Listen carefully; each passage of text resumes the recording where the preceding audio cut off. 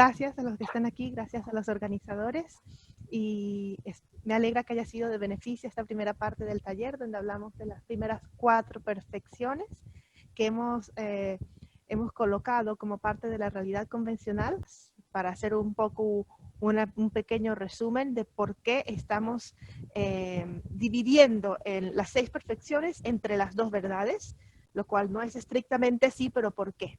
Vamos a ver las 2 acumulaciones, la acumulación de mérito y la acumulación de sabiduría.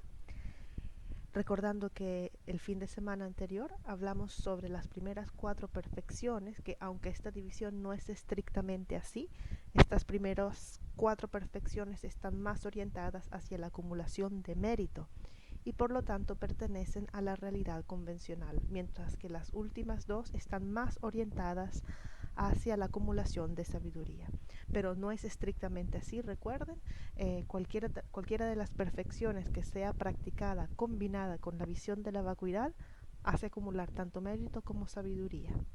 Y en particular en el caso de la meditación podría ser de las 2 realidades, podría ser hacia la realidad convencional, como es el desarrollo de cualidades como bodhicitta, compasión, amor, etcétera, etcétera, paciencia, o puede estar orientada hacia la realidad última, hacia el desarrollo de la sabiduría, de la vacuidad. Entonces, esta vez, hoy, vamos a ver la parte de la realidad última y comenzamos con la explicación de la meditación. Mencionaba que para comprender lo que son los estados de conciencia dentro de esta tradición del budismo tibetano, tenemos que comprender también los reinos de existencia. Y les comentaba que para mí en particular, por años y años, tuve esa gran duda. Me preguntaba cuál era la relación entre los reinos de existencia y los estados de conciencia, porque no lo entendía. No entendía por qué casi todos los reinos, a excepción de los devas superiores, estaban incluidos en el reino del deseo, y luego teníamos el reino de la forma y el reino sin forma, pero la rueda del samsara también está incluida en los 3 reinos, y además esos niveles del reino del deseo, el reino de la forma y el reino sin forma son niveles de meditación también.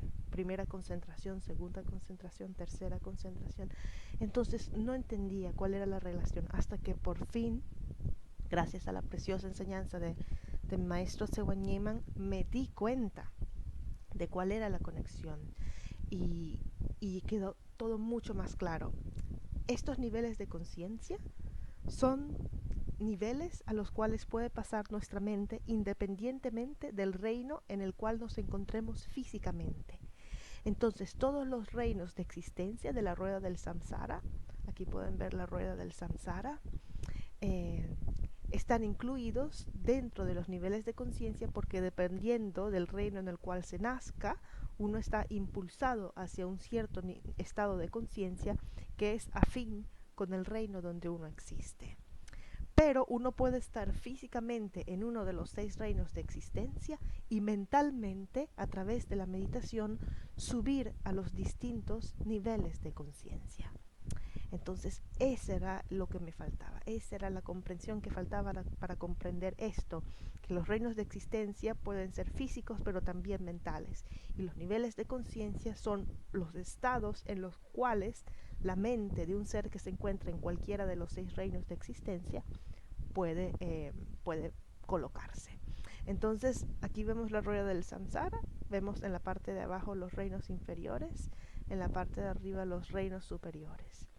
Entonces, todos los reinos inferiores, más el reino de los humanos y algunos reinos de los devas inferiores y los semidevas también, todos están incluidos en el reino del deseo. Luego tenemos devas superiores del reino de la forma y del reino sin forma. Entonces vamos a pasar a ver esta tabla que tiene las distintas concentraciones de los 3 reinos. Imagínense que físicamente nos encontremos en el reino humano, ¿cierto? Eso quiere decir que nuestro cuerpo va a estar en el reino del deseo. Aquí está el reino del deseo, incluye reinos inferiores y reinos superiores de los devas hasta los devas del deseo, que son los devas inferiores. ¿Qué quiere decir reino del deseo, de la forma y reino sin forma? eso es una división según la cantidad de aflicciones y el tipo de cognición que tiene nuestra mente en cada uno de los niveles. Entonces, en el reino del deseo encontramos las mentes más burdas, porque tienen todas las aflicciones.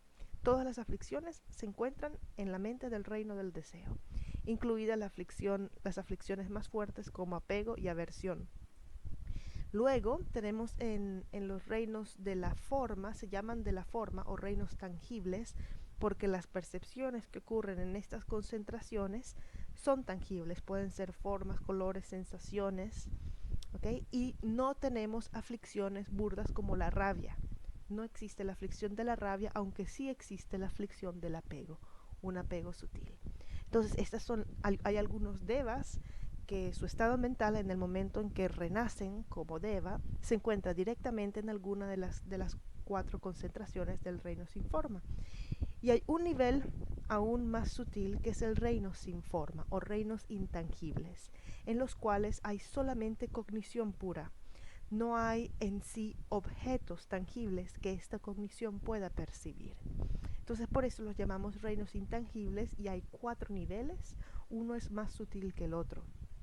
Y aquí están espacio infinito, conciencia infinita, nada en absoluto y la punta del samsara. Entonces los devas del reino sin forma son seres que tienen un estado de conciencia tan elevado y tan no conceptual que no es para la filosofía budista tibetana adecuado para la práctica, porque no hay claridad suficiente, hay como una falta de lucidez, porque es tan sutil que falta lo que sería la capacidad conceptual, ¿cierto? No hay conceptos ya en ese punto de analizar y por lo tanto evolucionar de cierta forma con respecto al significado de la realidad. Es por eso, y en el reino de la forma no hay sufrimiento burdo, hay solo un sufrimiento sutil. Entonces, por esa razón, por estas 2 razones, la razón que el reino sin forma carece de claridad y el reino de la forma carece de sufrimiento, por estas razones se dice que no son aptos para la práctica del Dharma, para comenzar la práctica del Dharma. Y por eso, según esta filosofía, la existencia humana es la mejor, porque tenemos aflicciones, sufrimiento, ¿cierto? Aflicciones que podemos superar, sufrimiento que nos puede impulsar a liberarnos del sufrimiento y además conceptos y claridad que podemos utilizar para comprender la realidad. De allí la preciosa existencia humana. Entonces, esto es muy interesante, ¿cierto? Podemos, a pesar de tener un cuerpo humano, ascender a todos estos niveles de concentración, todos estos niveles de conciencia. Físicamente el cuerpo está en el reino del deseo, pero mentalmente se puede ir a cualquiera de las concentraciones. Y esto es importante comprenderlo porque es justamente a partir de esto que surgió el budismo. Porque antes, cuando el Buda Shakyamuni estaba practicando con sus maestros, él había progresivamente llegado a todas las concentraciones y cada vez que alcanzaba un cierto nivel de, por ejemplo, 3.ª concentración, 4.ª concentración, espacio infinito, su maestro hinduista, obviamente a la época, decía, ya has alcanzado la liberación, esa era la liberación, estás liberado. Y el Buda tenía algo adentro, en ese entonces no era el Buda, era aún el príncipe Siddhartha, que le decía que hay algo más, él sentía que había un nivel más. Y así siguió cambiando de maestros, cambiando de prácticas, llevando siempre más arriba, hasta que su concentración tan profunda llegó hasta la punta del samsara. La punta del samsara en algunas tradiciones hinduistas es lo que se consideraba la liberación, la unión con Brahma, ¿cierto? La unión con el Atman, la conciencia individual unida a la conciencia infinita. Entonces, ellos le decían al Buda que ya había alcanzado el máximo nivel, pero él sentía que no era así. Recordemos que en el budismo no existe este concepto de Atman. De hecho, el budismo se basa en el concepto opuesto de Anatman o ausencia de yo. Y se dio cuenta el Buda que ese estado en el que él se encontraba era la punta del samsara, pero era aún samsara. ¿Por qué? Porque había un aferramiento a la existencia verdadera del yo. Entonces, a partir de este concepto de la inexistencia del yo, del no yo, anatman, fue que se desarrolló la filosofía budista y él continuó meditando sobre esta vacuidad, ¿cierto? Hasta que logró salir del samsara. Y ahí cuando supera la punta del samsara es cuando alcanza la iluminación. Entonces esto fue lo que separó el budismo del hinduismo, por eso es tan importante comprenderlo. Y ahora vamos a ver las distintas meditaciones, las divisiones de la meditación que existen. Es un poco técnico, pero es muy importante también saberlo. ¿Por qué? Porque muchas veces lo que nos dicen en Occidente que es la meditación no es necesariamente lo que para la tradición budista o para, digamos, la teoría metafísica indotibetana es la meditación.